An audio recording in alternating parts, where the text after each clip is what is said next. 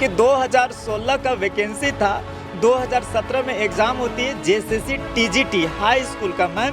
अब क्या हुआ कि उस समय मेरा नहीं हुआ था, 11-13 का मामला था, सोनी कुमारी का मामला था। 6 साल के बाद रिजल्ट जारी कर दी। 6 साल सरकार से ना बेदन के बचा लेते ना, तो हम मेरा परिवार के ऐसा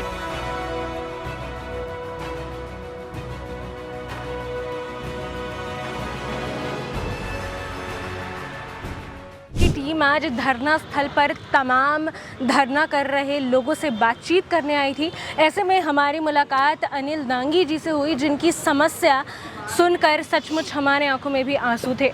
हम बात करेंगे अनिल दांगी जी से और उन्हीं से जानेंगे कि क्या कुछ परेशानी है उनकी। सबसे पहले आपसे जानना चाहूँगी, क्या कुछ परेशानी है जिसके कारण इतने दिनों से आप ऐसी हालत में यहाँ पर हैं? सबसे पहले आपकी मीडिया को हम बहुत बहुत धन्यवाद देते हैं, जो लोकतंत्र के चौथे स्तंभ हमारी आवाज़ को जनता तक और जो जनप्रतिनिधि सरकार तक पहुंचाने का कार्य करती है। पहले सबसे पहले अपना इंट्रोडक्शन, मेरा नाम अनिल दांगी हुआ, ग्राम बेलहर, प्रखंड पथलगड्डा, जिला चतरा का दिव्यांग छात्र हूँ 60% के साथ में। क्या हुआ कि 2016 का वैकेंसी था, 2017 में एग्ज़ाम होती है जेएसएससी टीजीटी हाई स्कूल का मैम। अब क्या हुआ कि उस समय मेरा नहीं हुआ था, 11-13 का मामला था, सोनी कुमारी का मामला था। 6 साल के बाद रिजल्ट जारी करती, 6 साल के बाद सुप्रीम कोर्ट के आदेशानुसार जारी किया जाता है मैम। 2023 में जारी किया जाता है। किसी प्रकार की हमको जानकारी तक भी नहीं दिया गया। मान लीजिए जब मेरे पास उनके पास कॉल था, मैसेज था, ईमेल था, जो भी था, आपको क्या बोलते हैं पोस्ट करना चाहिए था, किसी माध्यम से नहीं दिया गया। 2023 में हमको बाद में इसी प्रकार से हम जा रहे थे, बहुत लोग बोले कि नहीं आपका तो होना चाहिए, फिजिकल हैंडीकैप में है। फिर हम क्या करें, कोई दोस्त हमको बताया कि नहीं आपको होना चाहिए। अब उसके बाद हमको अभी 4 जून को पता चला कि मेरा रिज़ल्ट ऑलरेडी है। तो हम जब जेएसएससी ऑफिस जा रहे हैं तो सही प्रकार से सर बात तक भी नहीं करते हैं, बोलते हैं क्या चीज़ सीट फुल हो गया। फिर क्या कहते हैं कि आप दूसरा काम नहीं कर सकते हैं क्या, दूसरा काम मतलब नहीं कर सकते हैं क्या। बोले सर देखिए सर मेरे पास रिजल्ट 24 डिस्ट्रिक्ट चुने करने की ज़्यादा हमें को हो गए हो क्या, मतलब मेरा बात को एकदम ध्यान नहीं देते हैं। सीएमओ ऑफिस भी हम गए हुए हैं, वहाँ पर भी दिए, 3 बार ज्ञापन दिए हैं। उसके बाद शिक्षा विभाग में भी हमको दिए प्रोजेक्ट पर, वहाँ भी सर बोले आपका होनी चाहिए था और अभी भी हो सकता है, अभी कुछ वैसा बात नहीं। अब फिर हमको क्या बोल देते हैं मैम, अभी हाल ही में मेरे है सो क्या बोलते हैं भैया का है सो निधन हो गया 2024 में अप्रैल में। तो राज्य के श्रम नियोजन विभाग मंत्री सत्यानंद भोक्ता सर जी हैं, वो मेरे घर में आए और कहते भी हाँ कि बहुत दुख की बात है, अब पालन पोषण सभी को आप ही को करना है। उस समय जान भी रहता, अभी भी उनको न्यूज़ के माध्यम से देख भी रहे होंगे, तो कृपया कम से इसको संवेदना प्रकट करना चाह रही, इनको कम से मेरा नियुक्ति होनी चाहिए। मेरा कुछ भी नहीं है। सरकार एक तरफ से कहा जाता है कि हम सभी दिव्यांगजनों के लिए 4% रिजर्वेशन दिया जाता है ना। अब हम कैसे कहते हैं 4% रिजर्वेशन दिया जाता है, कैसे आप समझ सकते हैं कि नियुक्ति किया जाता है। हमारे राज्य के माननीय जो मुख्यमंत्री हैं सर हैं, कहते हैं कि मेरी सरकार सभी जगह अच्छा कार्य करती है, हम सभी रोज़गार जो देते हैं, तो कहाँ दे रही है। हम तो देख रहे मेरे पास रिजल्ट है, अभी आपके पास देखें कि 24 डिस्ट्रिक्ट में चुनने का कम से तो देना चाहिए। अभी भी नियुक्ति प्रक्रिया मैम क्या करें, अभी भी जारी, अभी तक कुछ भी नहीं कहा है, विश्वास नहीं कीजिए। अभी तक 1 बज गया होगा, हमको अभी तक कुछ भी हमको पता नहीं हम करेंगे क्या, करें तो करें क्या।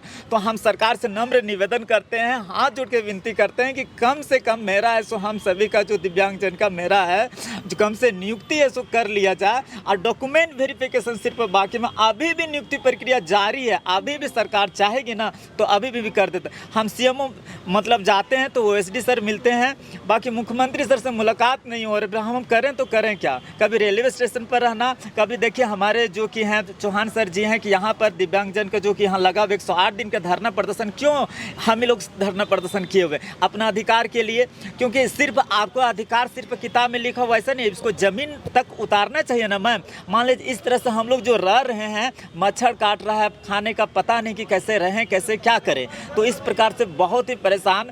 तो नहीं तो अंतिम हम क्या करें, आत्महत्या कर लेंगे मैम। आप आत्महत्या कर लें, जिसकी जिम्मेवारी राज्य के माननीय मुख्यमंत्री सर होंगे और उसके बाद जेएसएससी के सचिव सर होंगे सर मैम, और मतलब हमारे क्या माननीय श्रम नियोजन विभाग मंत्री हैं, क्योंकि मेरा प्रॉब्लम को समझे हैं मैम। तो कम से सरकार से निवेदन करते हैं कि अब मेरे पास कुछ उपाय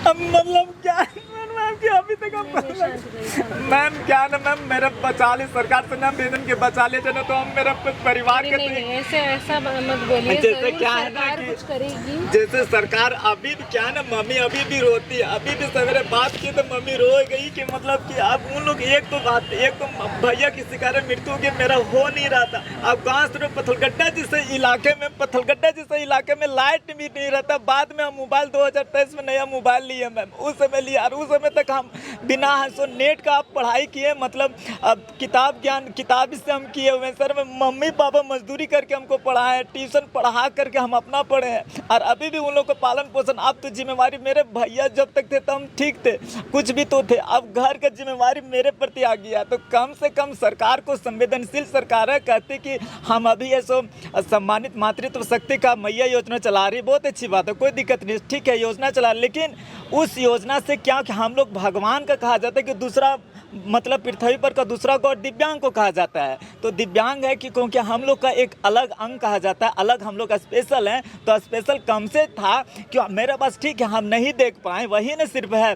सरकार अभी भी है ना संवेदनशील, अभी भी तो मेरा नियुक्ति किया जा सकता है। मेरा सीट है, मेरा राज्य स्तरीय में मेरिट लिस्ट में है। अब मेरा सुनने वाले कोई नहीं है मैम, विश्वास नहीं कीजिएगा, सब जगह जाते हैं एक पदाधिकारी से मिलने के लिए दिन भर लग जाता है, कभी यहाँ जाते हैं रास्ते में गिर जाते हैं मैम। तो कम से आपके चैनल के माध्यम से जो भी देख रहे होंगे सभी से नम्र निवेदन है कि इसको ज़्यादा से ज़्यादा सरकार तक बातों को पहुँचाने के लिए कोशिश किया जाए, जिससे मेरा भी जान कम से बच जाए, न तो कुछ भी हो सकता है मैम, कुछ भी कर लेंगे। ये थे अनिल दांगी जी। इनकी समस्या दरअसल ये है कि इन्होंने परीक्षा दी थी, इनकी नियुक्ति भी हुई, पर इन्हें किसी भी तरह की जानकारी नहीं दी गई कि इनकी नियुक्ति हो चुकी है।